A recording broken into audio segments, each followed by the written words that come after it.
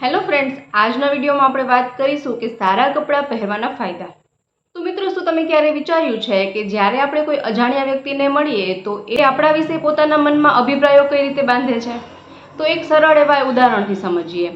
માની લો કે કોઈ મોંઘી એવી ગાડીઓનો શોરૂમ છે જેમાં બે વ્યક્તિઓ એન્ટર થઈ રહ્યા છે। એક વ્યક્તિ એવી છે કે જે ખૂબ કરોડપતિ છે, તેમના પાસે ખૂબ મોટું બેંક બેલેન્સ છે, પરંતુ તેમણે કપડાં સાવ મેલા ઘેલા પહેર્યા છે, અસ્તવ્યસ્ત પહેર્યા છે, કરચલીઓવાળા કપડાં પહેર્યા છે, ચપ્પલ પણ સાવ ઘસાયેલા એવા પહેર્યા છે। તેમની સાથે જે બીજો વ્યક્તિ છે તેના પાસે બિલકુલ સંપત્તિ નથી અને ઉલટો તેના માથે ખૂબ મોટો કરજો છે, પરંતુ તેમણે કપડાં એકદમ વ્યવસ્થિત પહેર્યા છે, ઇસ્ત્રીવાળા કપડાં પહેર્યા છે, ચમકતા બૂટ પહેર્યા છે અને એકદમ સરસ ટીપ ટોપ પર્સનાલિટી તરીકે તે છે।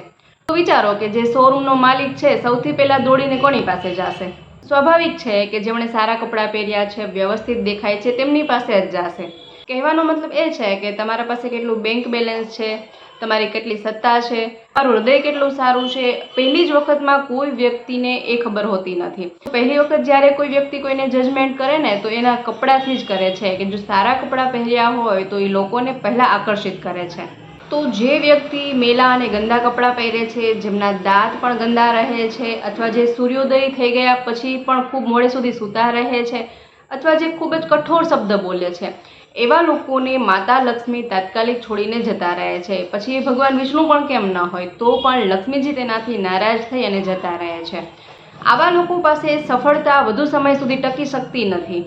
તો આજના વિડીયોમાં આપણે સારા કપડાં પહેરવાની 5 એવી ચમત્કારિક વાતો જાણવાના છીએ જે તમારી જિંદગી બદલી શકે છે। તો એ માટે વિડીયોમાં એન્ડ સુધી બન્યા રહેજો।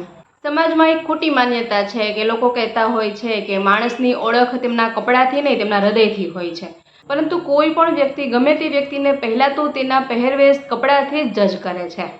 તમે તમારી આસપાસ પણ ઘણા એવા લોકો જોયા હશે કે જે ખૂબ શિક્ષિત હોય છે, ભણેલા ગણેલા હોય છે, હૃદયના પણ ખૂબ સાફ હોય છે, પરંતુ તેઓ પોતાની રહેણીકેણી પર જરા પણ ધ્યાન નથી આપતા।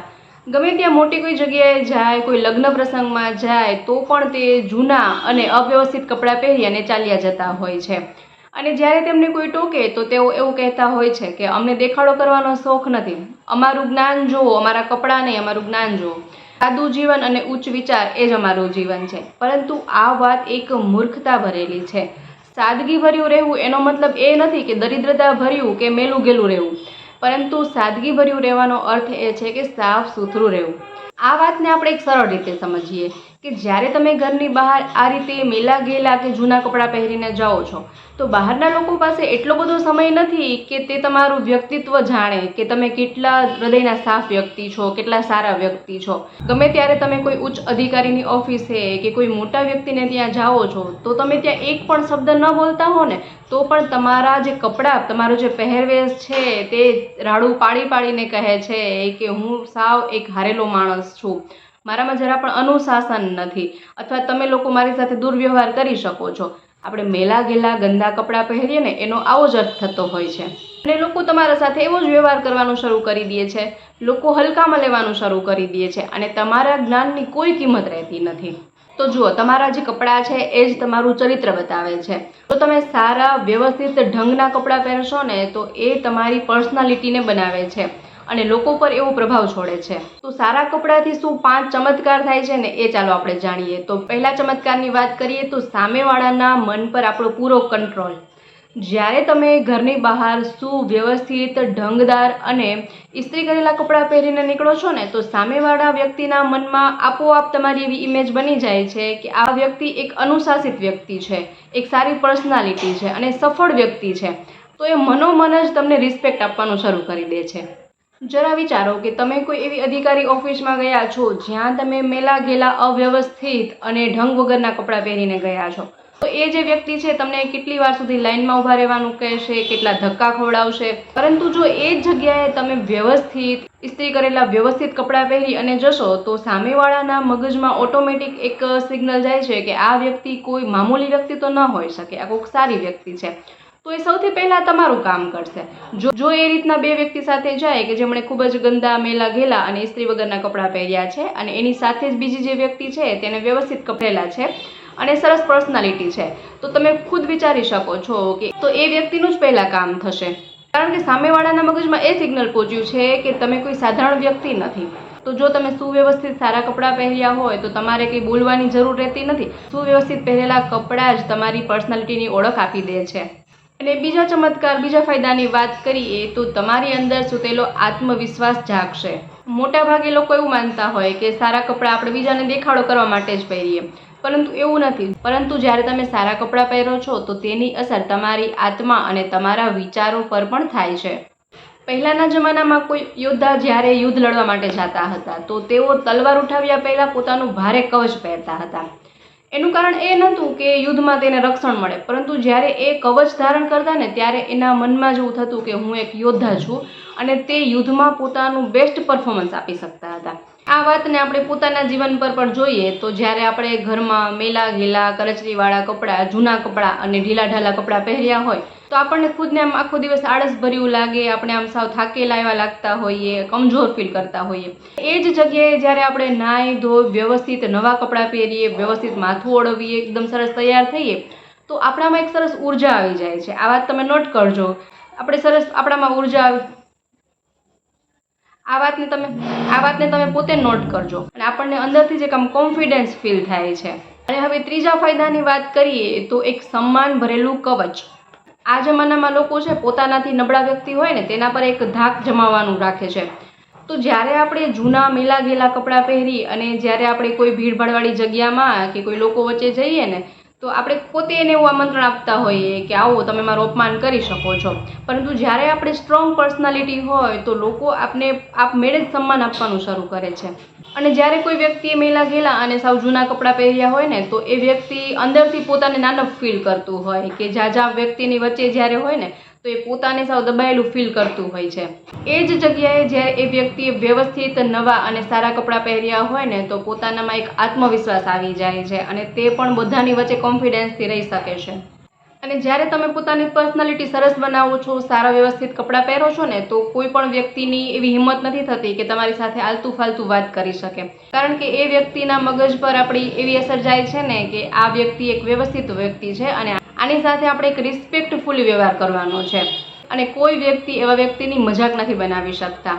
હવે ચોથા ફાયદા અને ચમત્કારની વાત કરીએ તો બંધ નસીબના દરવાજા ખુલી જવા. જેમ આપણે પહેલાં વાત કરી કે જ્યારે વ્યક્તિ મેલા ઘેલા અને અવ્યવસ્થિત કપડાં પહેરે છે તો માતા લક્ષ્મી પણ તેને છોડીને જતા રહે છે. તો આ વાત પાછળ એક બહુ મોટું રહસ્ય છુપાયેલું છે કે સફળતા, ધન અને મોકો એ લોકો પાસે જ જાય છે જેના પર લોકો ભરોસો કરી શકે છે.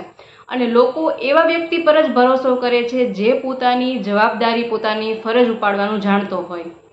માની લો કે કોઈ વ્યક્તિને કોઈ મોટો વ્યાપાર શરૂ કરવો છે કે કોઈ પોતે મોટું કામ માંગવા માટે જાય છે, પરંતુ તેણે એકદમ મેલા ગેલા અવ્યવસ્થિત કપડાં પહેર્યા છે, કપડામાંથી પરસેવાની વાસ આવે છે. એવી પર્સનાલિટીથી જ્યારે તેઓ કામ માંગવા જશે તો શું તમને લાગે છે કે કોઈ પણ વ્યક્તિ તેની સાથે પાર્ટનરશિપ કરવાનું પસંદ કરે કે તેમના વ્યાપારમાં પૈસા રોકવાનું પસંદ કરે કે તેમને કોઈ એવું કામ આપવાનું પસંદ કરે? ના.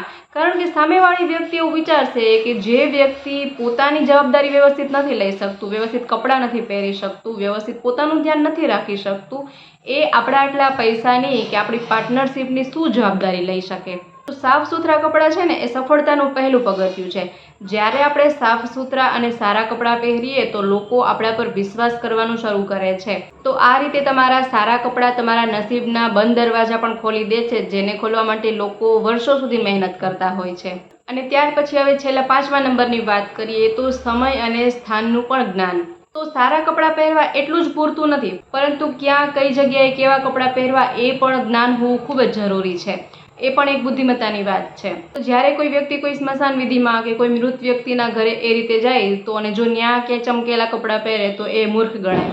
અને એ જ રીતે જો કોઈ લગ્ન પ્રસંગમાં કે ત્યાં સાવ સાદા એવા ફીકા કપડાં પહેરીને જાય તો પણ એ મૂર્ખ જ ગણાય. આવી બધી બાબતમાં જે એક સમજદાર વ્યક્તિ હોય ને તે પાણીની જેમ હોય છે.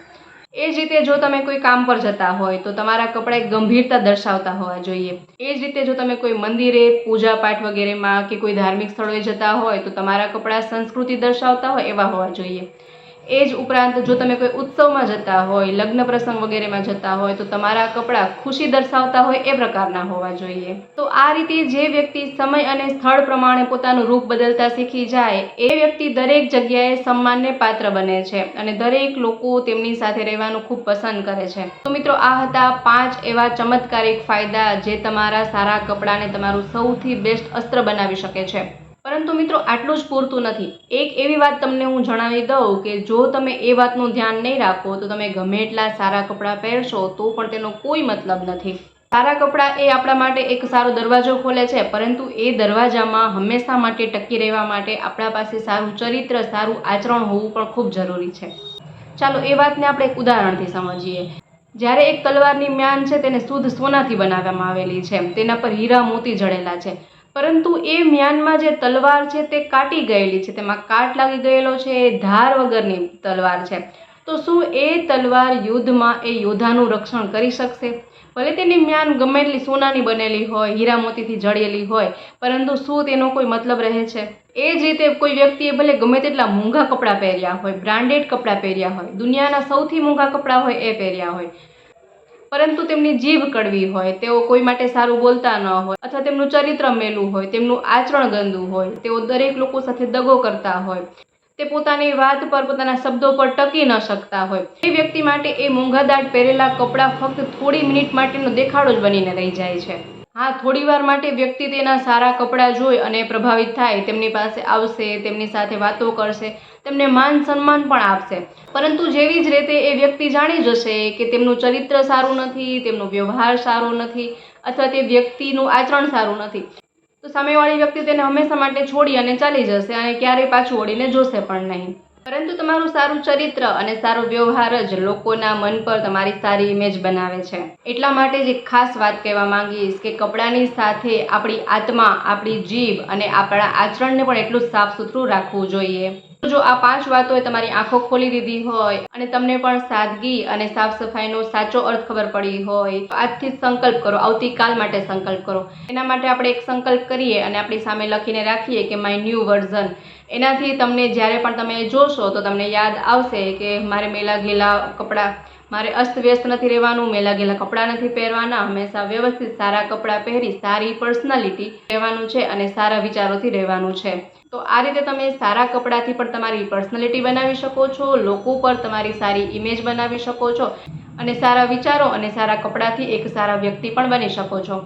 તો મિત્રો, જો વિડીયો પસંદ આવ્યો હોય તો વિડીયોને લાઇક કરજો, વધુમાં વધુ લોકો સાથે આ વિડીયોને શેર કરજો, તેમજ ચેનલ પર નવા હોય, પહેલી વાર ચેનલ પર વિઝિટ કરી રહ્યા હોય તો આવા અવનવા વિડીયોઝ જોવા માટે ચેનલને અત્યારે જ સબસ્ક્રાઈબ કરજો. ફરી મળીએ નવા વિડીયોમાં નવા જ આઈડિયાઝ સાથે. ત્યાં સુધી જોતા રહેજો આપણી ચેનલ બી ક્રિએટિવ.